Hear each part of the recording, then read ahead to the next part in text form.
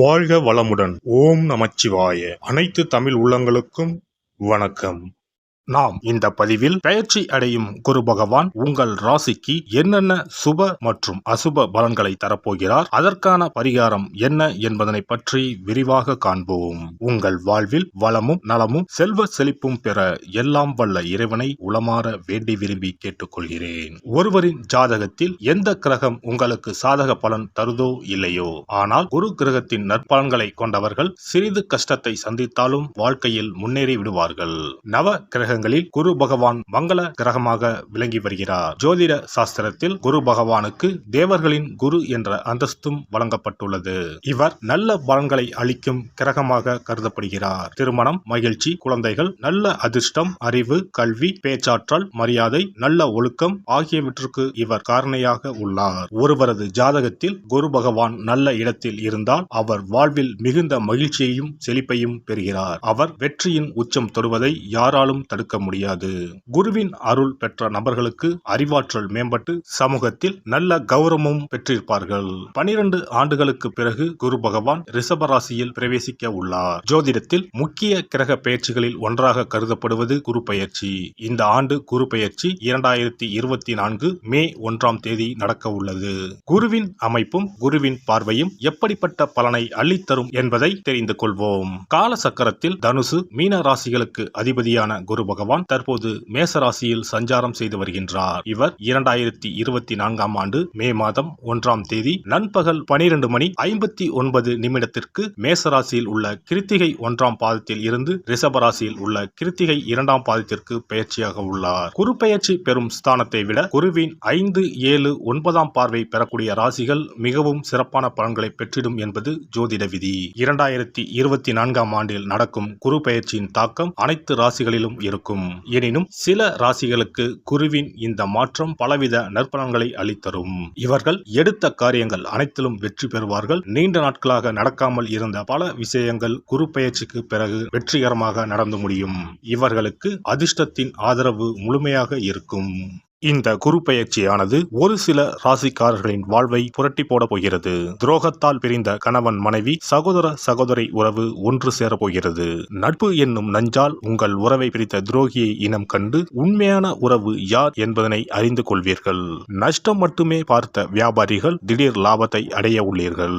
திடீர் லாட்டரி அடித்தது போல லாபம் இரட்டிப்பாகும். சனி பார்வையினால் ஏற்படும் காம சிந்தனைகள் இந்த குரு பெயர்ச்சியினால் சரியாகும். தகாத பெண் உறவை தவிர்த்து ஆன்மீக பயணத்தை தொடர்வீர்கள். சதி எதுவாக இருந்தாலும் அதை முறியடிப்பது சிவனின் விதியாகும். சிவனின் துணை இருந்தால் எதிரில் யமனே வந்தாலும் சமாளித்து வெற்றி அடையலாம். இனி உங்கள் ராசிக்கான பலன்கள் என்ன என்பதனையும் அதற்கான பரிகாரம் என்ன என்பதனையும் பார்ப்போம். சிம்ம ராசி அன்பர்களே, உங்கள் ராசிக்கு பாக்கியஸ்தானத்தில் பயணம் செய்யும் குரு பகவான் சித்திரை மாதம் முதல் 10ஆம் பாவமான தொழில்ஸ்தானம், கர்மஸ்தானம் என்ற இடத்திற்கு இடப்பெயர்ச்சி ஆகிறார். குரு கோசாரத்தில் 10இல் வந்தால் பதவி பறிபோகும் என்று சொல்வார்கள். சிம்ம ராசிக்காரர்களுக்கு அற்புதமான பதவி யோகத்தை, அதிகார யோகத்தை தரப்போகிறார். நல்ல வேலை வாய்ப்பு அமையும். வேலையில் இருப்பவர்களுக்கு ப்ரமோஷன் கிடைக்கும். குரு பகவானின் பார்வை உங்கள் ராசிக்கு 2, 4, 6 ஆகிய ஸ்தானங்களின் மீது விழுகிறது. குடும்பஸ்தானத்தை குரு பார்வையிடுவதால் பொருளாதார அபிவிருத்தி ஏற்படும். குடும்பத்தில் மகிழ்ச்சி நிலவும்.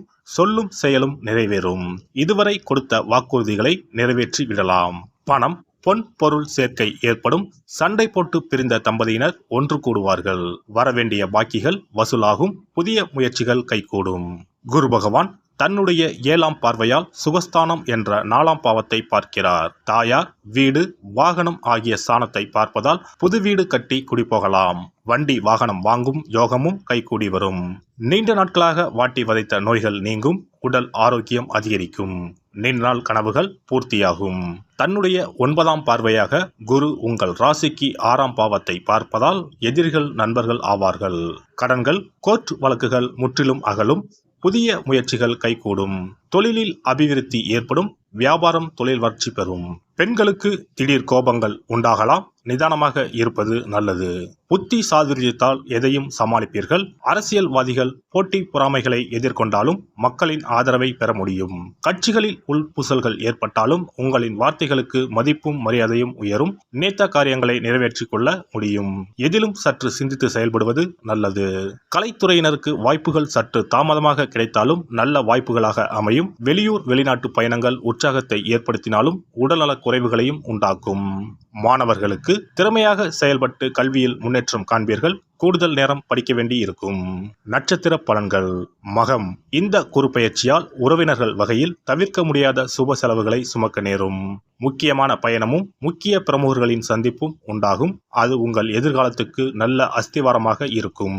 சிலர் கூட்டு முயற்சிகளில் லாபம் தேடலாம். சிலர் குடும்பத்தினரோடு கூட்டு சேர்ந்து தொழில் செய்து லாபம் பார்க்கலாம். பூரம் நட்சத்திரம். இந்த குறுப்பெயர்ச்சியால் ஆரோக்கியம் நன்றாக இருக்கும். தொழில், வேலை, உத்தியோகம் ஆகியவற்றில் வெற்றி அடையலாம். சேமிப்பும் அடையலாம். உங்கள் உழைப்பும் நம்பிக்கையும் உங்களுக்கு முழுமையான பலனையும் திருப்தியையும் தரும்.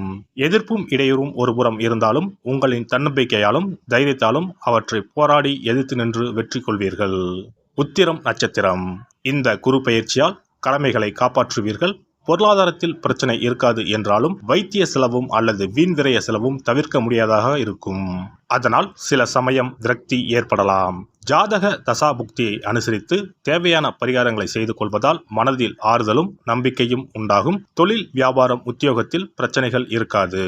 ஞாயிற்றுக்கிழமைகளில் சிவன் வழிபாடு செய்வதும் செம்பருத்தி அரளி மலர்களால் சூரியனை அர்ச்சனை செய்வதும் வெற்றிக்கு வழிவகுக்கும். எதிர்ப்புகள் நீங்கும். குரு பெயர்ச்சி சிறப்பு பரிகாரம். ஜாதகத்தில் குரு நல்ல இடத்தில் இல்லாமல் இருந்தாலோ கோசார ரீதியாக கொடூரமானவராக இருந்தாலோ குருதோஷம் நீங்க பரிகாரம் செய்ய வேண்டும். தீய பலன்கள் குறையவும் நல்ல பலன்கள் அளவுக்கு அதிகமாக நடைபெறவும் குரு பகவானுக்கு செய்யும் பரிகார முறைகள் உதவும். வியாழக்கிழமை தோறும் தட்சிணாமூர்த்தி வழிபாடு செய்வது சிறப்பான பலன்களை கொடுக்கும். வியாழன் அன்று குரு ஓரையில் நல்ல நேரத்தில் குருவிற்கு உரிய கோலத்தை வடகிழக்கு திசையில் கோலமிட்டு அதன் மேல் முல்லை மலர்கள் பரப்பி குரு எந்திரத்தை வைத்து அதற்கு முல்லை மலர் சூட்டி சந்தன பொட்டிட்டு பொன்னிற தட்டில் கொண்டை கடலை வைத்து தூப தீபம் காட்டி குரு காயத்ரி மந்திரத்தை 108 முறை மன ஒருமையுடன் கூறினால் குருவால் ஏற்பட்ட தீய பலன்கள் விலகும். நல்ல பலன்கள் மேலும் மேலும் அதிகரிக்கும்.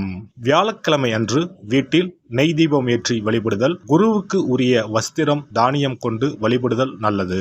வியாழன் அன்று குரு பகவானுக்கு சிறப்பு அபிஷேகம் செய்து மஞ்சள் நிற ஆடை அணிவித்து புஷ்பராகம் வெண் முல்லை மலர்களால் அலங்கரித்து குருவுக்குரிய மூல மந்திரத்தினை ஓதி வணங்கி வர குரு கிரக தோஷம் நீங்கும்.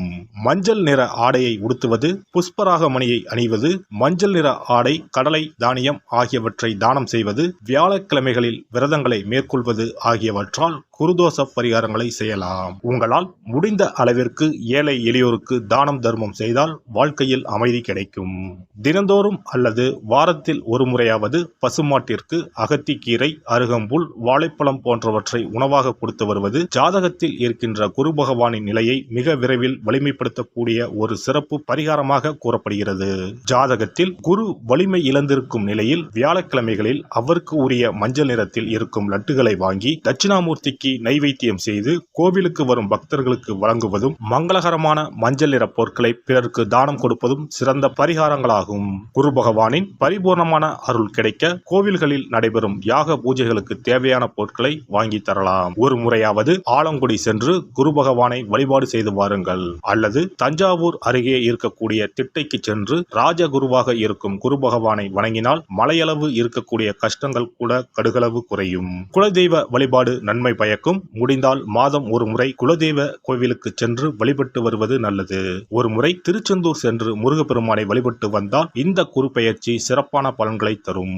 உங்களின் வாழ்க்கையில் பொருள் ஈட்டும் முயற்சிகள் அனைத்தையும் வியாழக்கிழமைகளில் தொடங்குவதும் நல்ல பலனை கொடுக்கும். குறிப்பாக வியாழக்கிழமைகளில் வருகின்ற ஏகாதசி தினங்களில் நற்காரியங்களை தொடங்கினால் நன்மைகளை பெறலாம். வியாழக்கிழமைகளில் தங்கள் சக்திக்கு இயன்ற அளவில் அன்னதானம் செய்வது குரு பகவானின் நல்லருளை உங்களுக்கு பெற்றுத்தரும். அன்னதானம் செய்வதன் காரணமாக உங்கள் ஜாதகத்தில் இருக்கின்ற குரு கிரக தோஷங்கள் நீங்கி குரு கிரகத்தை பலப்படுத்தி உங்கள் வாழ்க்கையில் நீங்கள் விரும்பிய பலன்கள் தங்க தடையில்லாமல் கிடைக்கச் செய்யும். எல்லாம் வல்ல இறையருளால் நீங்களும் உங்கள் அன்பு குடும்பமும் உடல் நலம், நீளாயுள், நிறை செல்வம், உயர் புகழ், மெய்ஞானம் ஓங்கி வாழ்க வளமுடன். இந்த வீடியோ பதிவு உங்களுக்கு பிடித்திருந்தால் லைக் பண்ணுங்க, கமெண்ட் பண்ணுங்க, ஷேர் பண்ணுங்க, மறக்காம சப்ஸ்கிரைப் பண்ணுங்க, பக்கத்துல இருக்கிற பெல் பட்டனை கிளிக் பண்ணுங்க. நன்றி, வணக்கம். ஓம் நமச்சிவாய, சிவாய நம.